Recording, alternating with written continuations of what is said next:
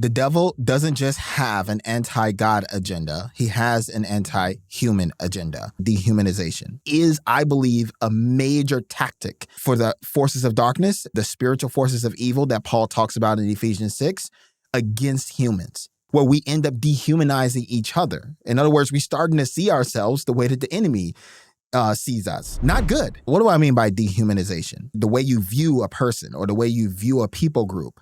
If you see them as less than human, then you are demonizing them. And that's one particular type of dehumanization, is to demonize someone. But that's not the only one. Another way is if you see a person or a group of people and you are seeing them as more than human, you're also dehumanizing them.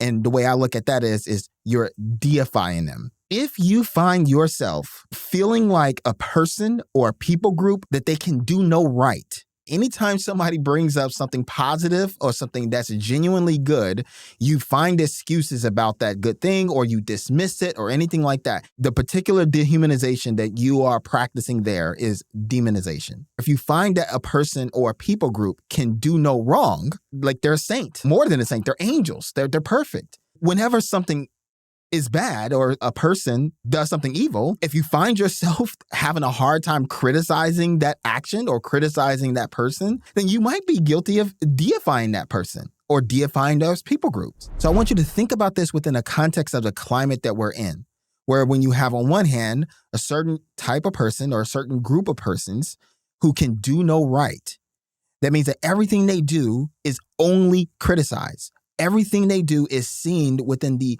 worst possible lens. And then on the other hand, you have a certain group of people or a certain type of person that can do no wrong, which means that everything that they do is never criticized. Or if it is criticized, it's criticized in the lightest of ways, in the most rose-colored glasses as possible.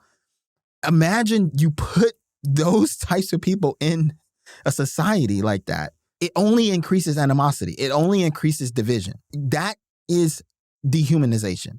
And that is why dehumanization is truly destroying us.